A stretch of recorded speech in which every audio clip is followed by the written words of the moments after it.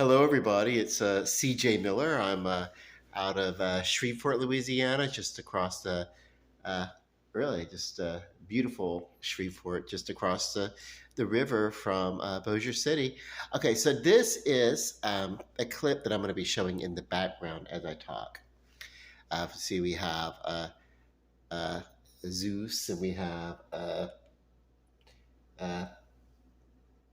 Aries, and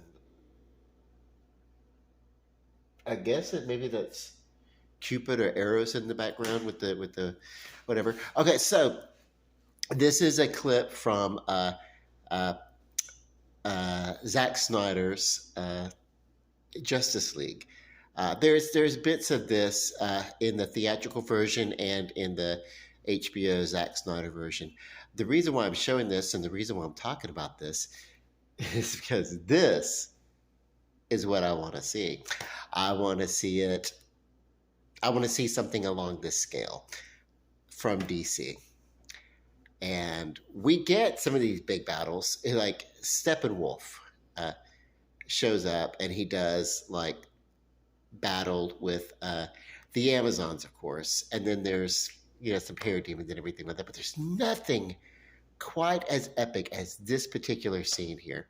And this is the scene where Diana of the Mascara is giving Bruce Wayne some background from what she's found out. And this is Dark Side. I really was hoping to get this. What we're about to see is you stick with me. We're about to see a huge battle, and it's awesome. The old gods against these gods who are the new gods, and then the Amazons, and the Atlanteans and the warriors of men, and all coming together. Even defenders from other worlds like the Green Lantern, uh, of this time is here. So we're about to see it, and it is such an epic thing, but it's such a brief part that it's like this is an interlude giving a little bit of the history of how the this version really gets into the history of uh, Darkseid and Steppenwolf. It doesn't quite get into who Steppenwolf is. Uh, I believe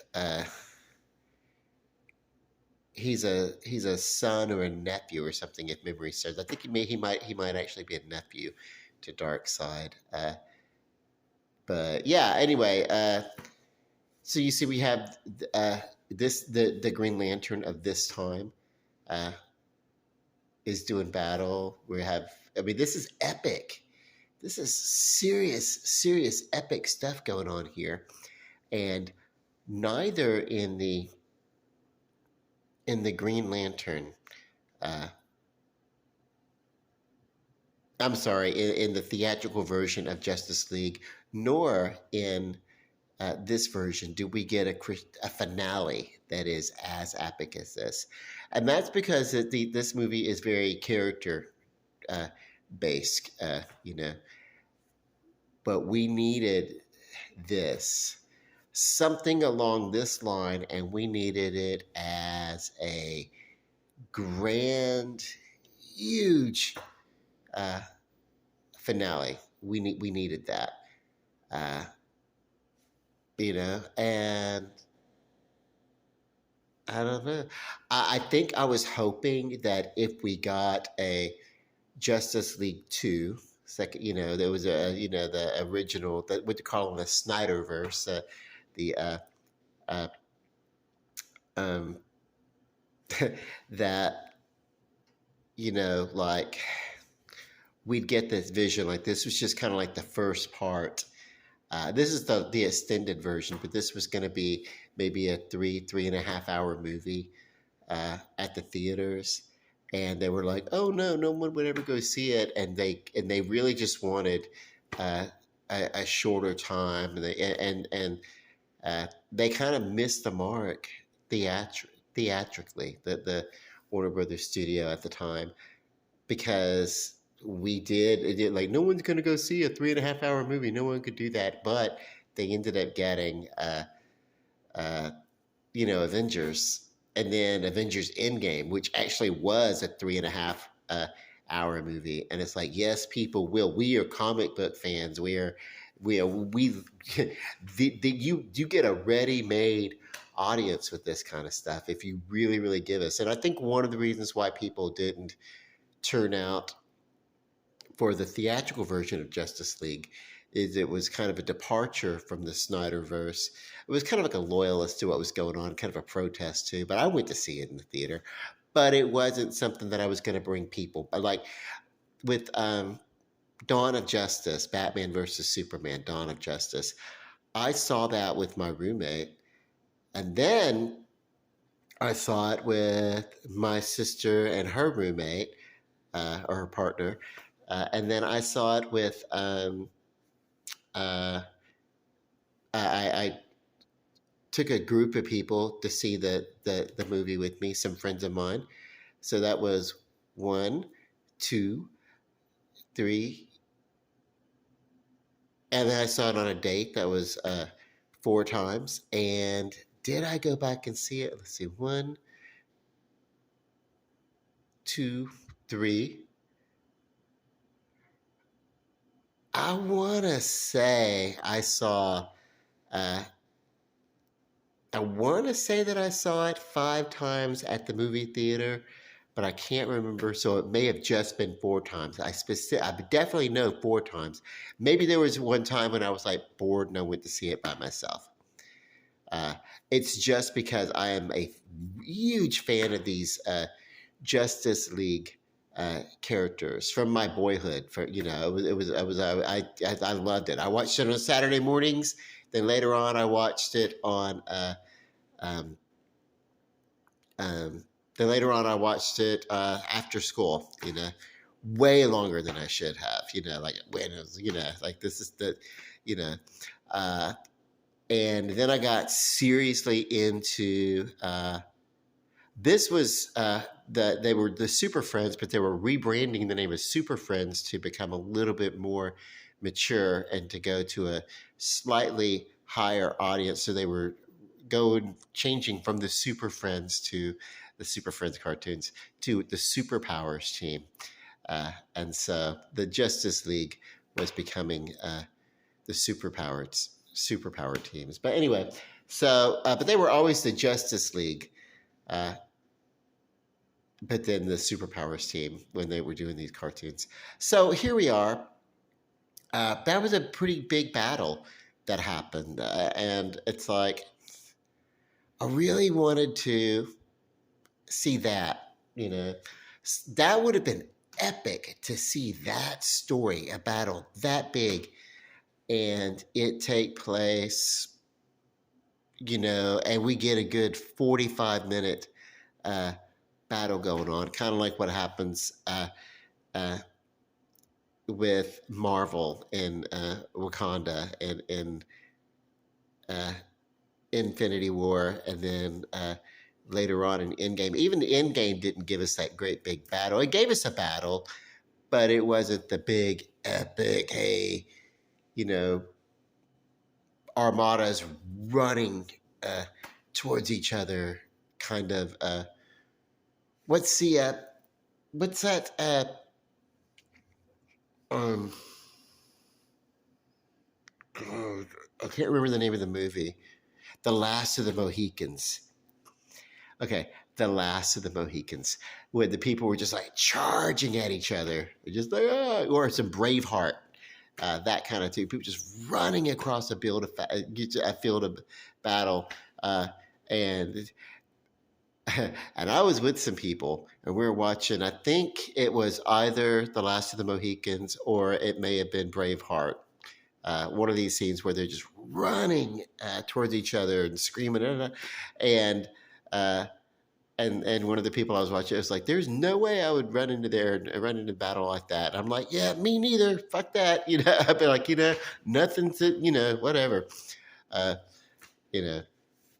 But yeah, they were probably like, you gonna join the army and uh, fight beside us or uh, die or something like that. I remember doing a play and because I'm a uh, an old theatric person, and I remember doing a play. Uh, I wonder if I can just like I just love that whole battle scene. I wonder if I kind of rewind it. This is the Flash part where they're kind of introducing his character, the Barry Allen. Let's see, where are we? Da, da, da, da. Amazons. Oh wait, maybe I went. Well, I did. I went way back.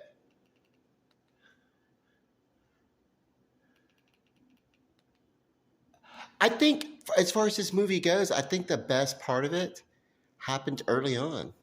And what we didn't get was a major climax. Oh, it was tense.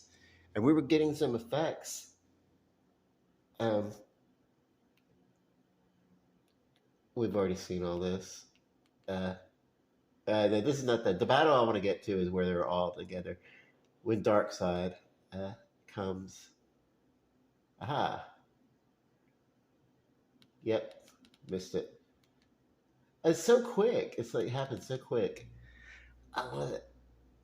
I don't know. I don't mean any copyright infringement. I think you can do when you're talking like short little bits of videos, you can do like little clips for about 10 or 15 minutes or something of a longer production without like breaking any laws or rules. And my head's blocking it. But anyway, I just love this. Uh, I really feel like so the ending of this, you get the Barry Allen given his coming into his own. And then you get the end of it is a denouement, kind of a rather long denouement, which is kind of a revisitation of the Justice League Dark. What I think is going on there is I think it's just they never really, we're not going to get the Zack Snyder follow up to this, I don't think. Uh, but so I'm just going to go out on a limb and, in Dawn of Justice, uh, Bruce Wayne is having some visions. And in I think what it is like Barry Allen uh, through the Flash uh, Flashpoint storyline. I think we're going to get in the Flash story in the Flash movie. We're going to get some of that. And I think what's happening is I think he's just running through uh, the Speed Force basically and hitting up just about uh, all these timelines and all these and just everything all at once. You know what I mean? And just it's kind of like that movie, Everything Everywhere All at Once. Well, DC, they didn't invent multiple timelines, but they were the first of the comic books to really, really do it. So, and they did it best. And they did it initially to clean up uh, their their their story, their store of characters, and to streamline so that they could really just get their best characters out there. And this was in 1985ish, maybe, and we lost a lot of the original timelines, like the original Wonder Woman, who was uh, molded out of clay and breathed to life and everything like that. That Wonder Woman ceased to exist so that the Wonder Woman of the 1980s could live in her stead. The one that actually kind of had a godliness. She was a demigod or a goddess.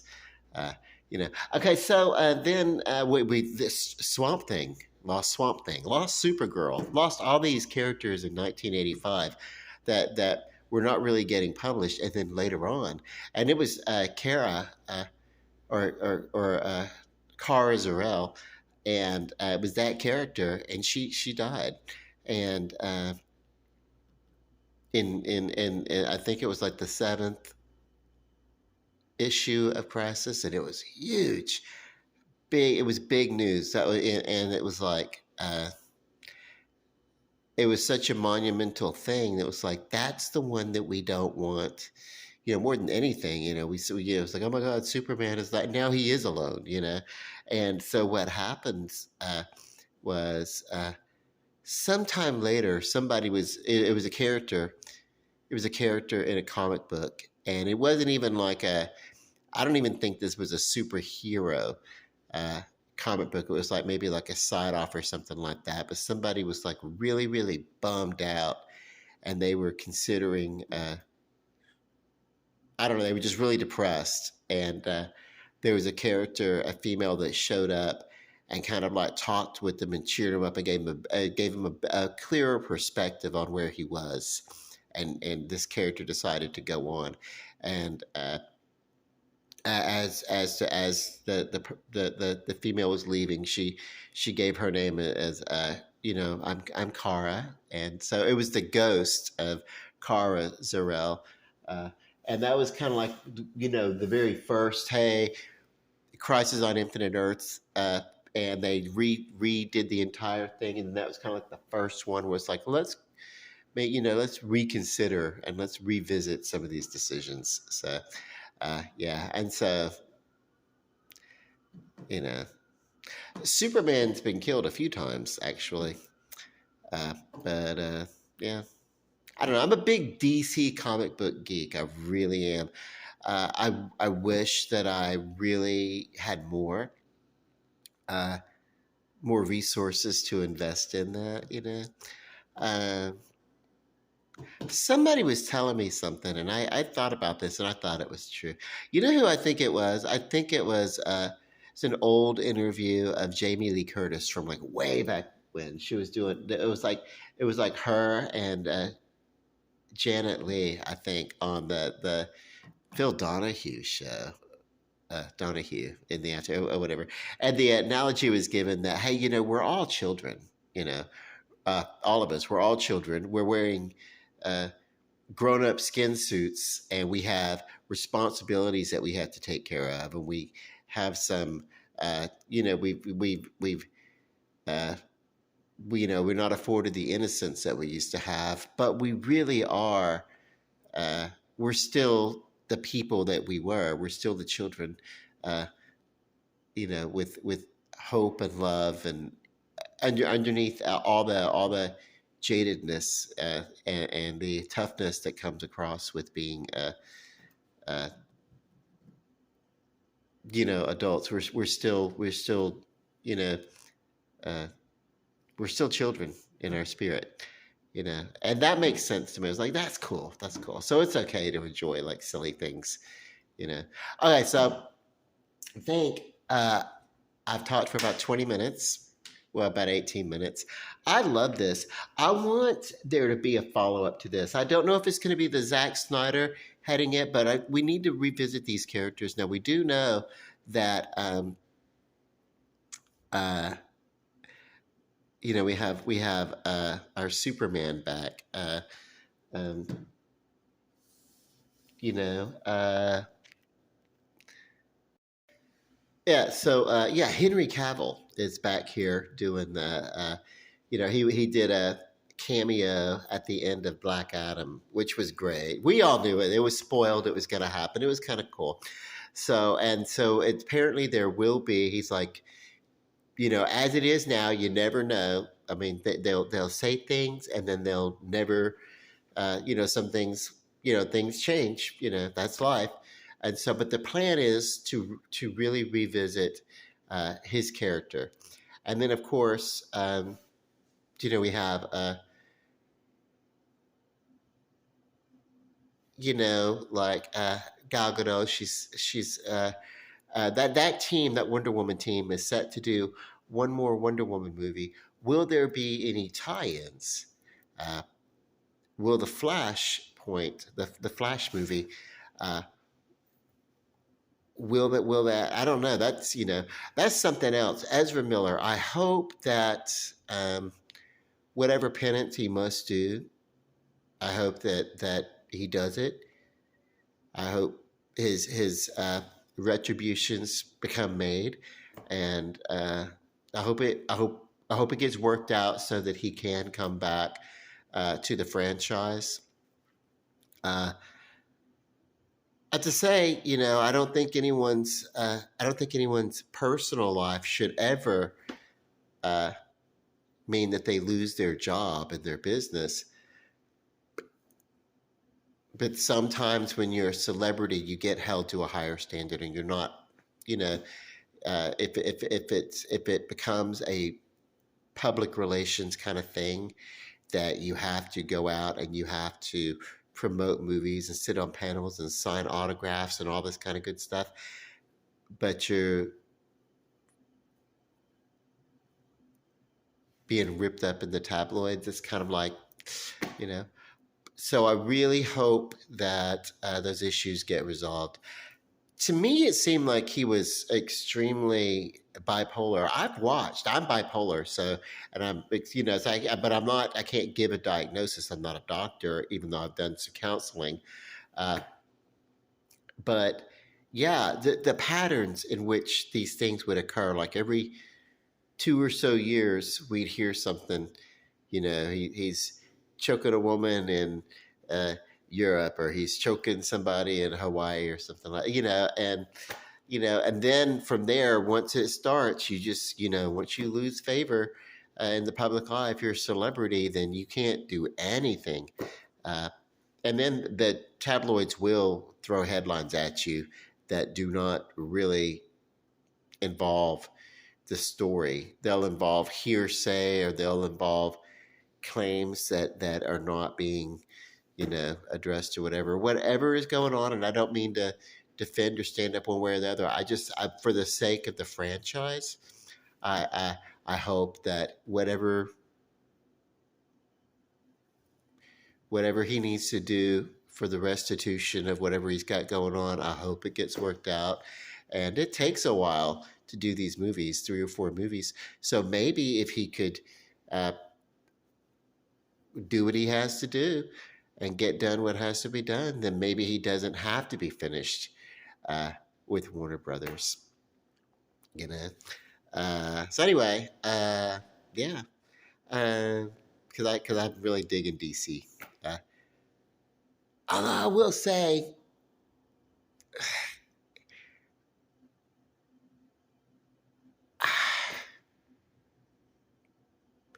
he didn't make the decisions or the choices with Flash that I would have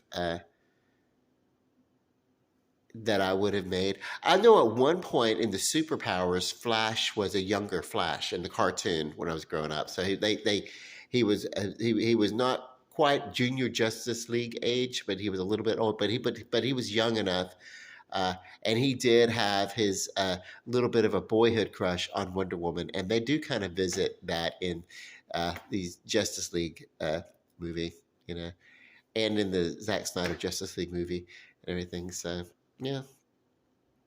Anyway, um, okay. I'm super super geeked out. I want to see a movie, a DC movie that has that big epic battle as a crescendo. This one, Superman shows up at the end of it, just as in the Justice League movie. And I'm not spoiling anything. These movies have been out for a few years. So Superman shows up after having been brought back to life, and pretty much just kicks Steppenwolf's ass, and with the rest of, with the other team members. And it's like the two that really don't would be Cyborg and Flash,